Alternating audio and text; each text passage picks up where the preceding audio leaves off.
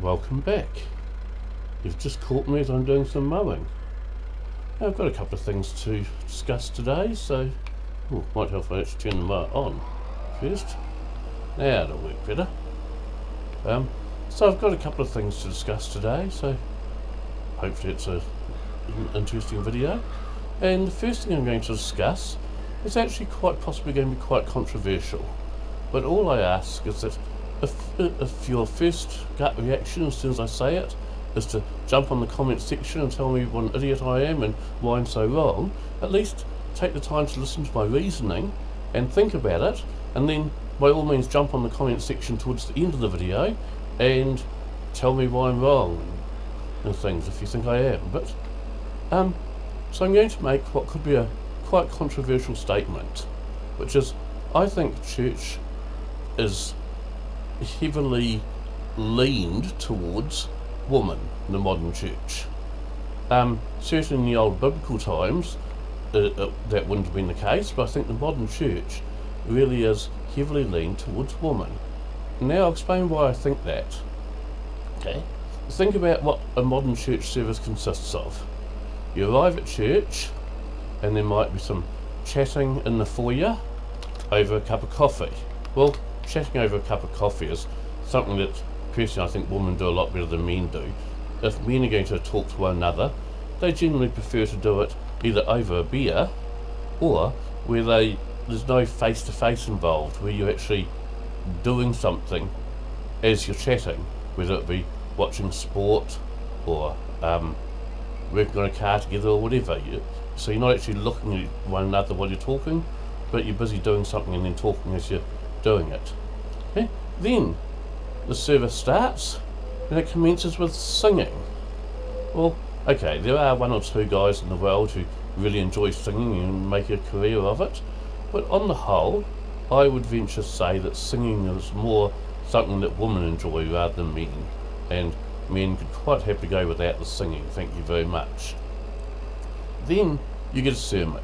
Now I must admit that from my experience, especially if it's quite a deep sermon, that's something that men do really enjoy. So men enjoy a good serious study like that, and then it's followed by maybe some more singing for the woman, and then more coffee and chatting afterwards, and again, which is for the woman. So for this reason I think that the modern church is actually sort of more aimed towards women than men. Now if that's the case, if you do agree with me, then I think that's strange. And the reason I think that's strange is that statistically speaking, if you've got a family with mum, dad and any number of kids, and let's say this family, none of them are churchgoers. Okay? You've got a family of mum, dad and kids, none of whom are churchgoers. Well, statistically speaking, if mum starts attending church for some reason, perhaps she got invited along to a course the church was doing and decided to try out the church afterwards or something, but anyway, if the mum starts going to church for some reason, there's only a 17% chance that the whole family will end up being regular church attendant these as a result. Same if one of the children or all of the children start going to church. Let's say they get involved in a youth group or something. Again, there's only about a 17% chance that the whole family will start attending church as a result of the kids starting to attend. However, if the father of the household starts attending the church, so let's say he's invited by a friend and decides that yes, he'll give it a go, and he enjoys it, or maybe he's also invited along to a course that the church is running or something, there's a 73% chance that the whole family will end up attending church on a regular basis because the father started going. Therefore, it would actually, in a lot of ways, make more sense to run a church that really went after the men and attracted men rather than women, because you're going to end up with whole families coming to church in the long run. So, if you suppose for a moment that I'm right with my statement that the modern church seems to be aimed at more at the women folk than the men. The question is, what do you do about it? Now, it's interesting because within my church, and I'm sorry if I've told you about this before and you find it boring because I have, but I don't recall whether I have or not. So, our church, like most churches, run these small groups. We call them life groups, but in a lot of churches they're called home groups. So if I call it a home group for now, you'll hopefully know what I mean. So our church tends to run a lot of small home groups. So I started running a small one as well, except instead of calling mine a home group, or a life group as I said, as our church calls them, and our church calls them that because we try and do life together, mine is more of a garage group. So it's a group for men, and we meet in the garage rather than in the house. So it only runs during the summer months, or autumn, summer, spring, but it doesn't run during winter, because no men want to meet in the garage over winter really, we'd have to be really keen to want to. And the idea of this group is it's twofold. The first bit is that we do jobs. So for example, we do oil changes for people who perhaps don't know how to oil change themselves. Maybe they're a single mum or something, and they'd otherwise end up paying someone to do it. We can change brake pads.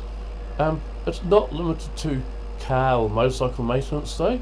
We do gardening stuff.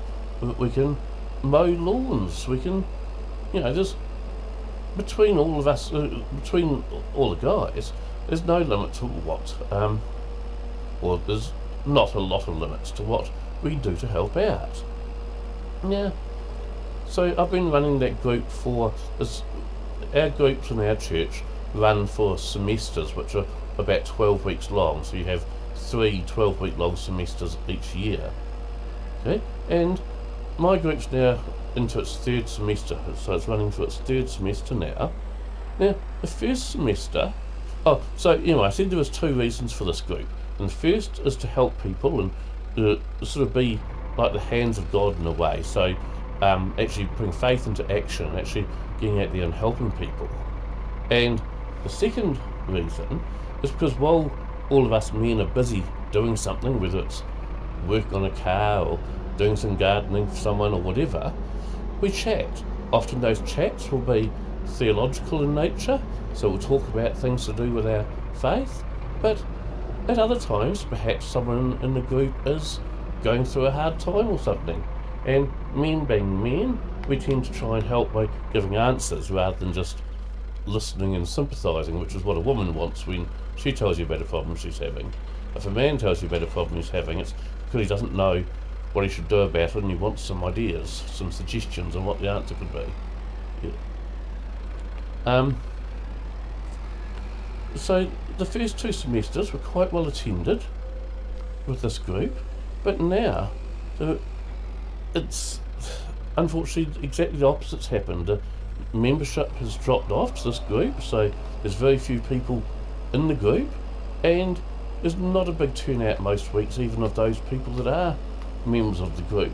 So I'm at a wee bit of a loss. I'm not quite sure how I can, I suppose, get men interested in the group again, or is it something I should be doing? So I'm really open to ideas. If anyone has any ideas on what I could do to try and get some more interest in from the men of the church and joining this group and doing this, because I am at a wee bit of a loss really, to tell the truth about that. Now when I've finished mowing this field, it's only a small one so it won't take long, I'm going to show you the latest thing I've installed on my farm. Now my overdraft as a result of what I've done has gone up. I had it down to 145,000 from the 250,000 that it was at, and it's now back up to 225,000 again. I once commented to AK, and he said that he feels exactly the same way, that the farming game, for the 2 of us at any rate, we seem to really enjoy it when you're trying to work your way out of debt. It's a lot more fun than just piling on money, because once you are out of debt in this game, it is quite easy to just keep on making more and more money. You start making large sums of money. So unlike in real life, in this game I often make very poor financial decisions, and I'll purchase something that I don't have the money to pay for, and so getting into debt to do so, and often I'll do that even if I'm not out of debt from the last thing I purchased, so I'm just piling more debt on more debt. But as I said, for this game, unlike real life, I find it a lot more interesting when you're actually trying to slowly claw your way out of debt. And with the current farm and the current cattle I've got, so I've got about I think I've got 56 cows on my farm at the moment, but only 40 of them are actually producing milk. The others are calves, which are slowly growing and will probably be sold off rather than kept, because none of my herd is that old at the moment. But with the current herd of 40 milking cows, during all the months except winter, because obviously I don't make any money during winter from the cows because they don't produce any milk, but in all the other months of the year when they are producing milk, I'm making around about, well, between $25,000 and $30,000 per day. Now I'm playing 2-day months, so when I say per day, that's every 2 weeks. And so you can see our money builds up quite quickly. So that debt will get paid off reasonably quickly at between $25,000 and $30,000 per day. However, because I actually go further into debt during the winter months, because I still have to pay for things, but I'm not making any money from the cows, I'm actually thinking of, if you look straight ahead right now, you can see my barn full of silage bales there, and I've come out at it's sort of winter's not long finished, and I've got an awful lot more of those silage bales left than I thought I'd have. So I'm kind of thinking at the moment that what I'm going to do is sell quite a few of those silage bales to try and get the debt a wee bit more under control. Now, this was FS22, and in FS19 you could make an awful lot of money by selling silage bales. They seem to sell for a lot of money. In FS22 they don't sell for so much, so even if I sell, I don't know, over half the silage bales I've got there, which is what I am planning on doing, I'm still not going to make that much money. There's still going to be a large debt there, but at least it will take a wee bit of the strain off that debt. I'd like to get it down to probably around the 170,000 mark again, from the 225 that it is right now, because of the changes that I've made to my farm, which I'm going to show you in just one moment. So yeah, I will sort of tell you in the next video I do what I've got the debt down to by selling silage bales, but I'm planning on selling more than half of what I've got in the barn there, especially since these lawns that I'm cutting right now, which I should check how many lawn, so bear with me a second. This is the 6th lawn that I'm mowing, I know that.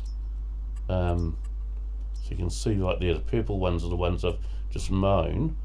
I've got those yellow ones, a lot of those have cows in them at the moment, so I can actually, that one and that one don't, and that one doesn't, so yeah, I think I've just got 3 more paddocks that I could mow. I might mow all of those as well, I'm thinking, because I need to put some of these bales, I need to swap some of these fields to make some more hay bales, because I'm getting reasonably low on hay bales now, and the rest of them will be silage bales, which take, I've never actually counted, to tell the truth, but I think it takes 4 or 5 days for a bale to ferment and turn into silage on this farm. So I think it's 4 or 5 days, it might be 6. It's a reasonable while. They're not very, very quick to ferment, let's put it that way. Now I'm just going to stop the tractor here for a second, and I'll show you what I've done to this farm. Now, first of all, I'll explain why I've done what I've done. And the reason I've done it is I've been watching PA Plowboy's videos, and he's been doing apples lately. I remember that I used to love doing apples in FS13. I had apple orchards, and I hadn't seen any decent orchards for FS22, which is why I'd never done them since. I'd seen one orchard that you could place down as a whole orchard already done, so you couldn't choose the size of it or anything. I didn't like that idea. I wanted individual trees I could place, and hadn't seen any of those. But Fury Machine Gaming mentioned that he had seen some for FS22, so I went looking for them, and I found them. So what I've done here is I have made myself an apple orchard. I've got two little orchard tractors, little Massies. Now this one here is, if you've seen my last video, like the 1977 Lego set I've just bought. I think is this meant to be this model of tractor here. So I've got a small orchard mower for mowing between the trees. I've got a sprayer for spraying between the trees. And over here I've got a forklift thing that I've stuck on the back of that Massey to be carrying pallets of apples with. So because these apple trees here, I've got 15 of them, they are treated as productions. So what I've done is I don't know how many apples each one produces yet. So what I have done is I think about 10 of them I've got set to selling, which means as they produce apples they just sell automatically at the average price for that day. Okay, the other, then about 5 of them I've got set to storing. I believe what happens then is that they start producing wooden pellets which will just spawn underneath the tree. I'm not sure which ones I've got set to storing and which ones I've got set to selling. I'll find out once pellets begin to appear. But what I want to do is I want to see how many pellets they're producing. So I don't necessarily want to have to go and move apple pellets every single day on the farm. So what I'm kind of thinking of doing, so I've got this to move the pellets with, but I'm going to experiment a wee bit and find out exactly how many pellets spawn each day from the trees, so how often I have to come in here to clear them away, and that, based on that, I will decide how many of the trees I have set to storing instead of selling. So yeah, I'll probably have to have some trees set to selling and some set to storing, and the number will be decided by how many pellets each tree is producing.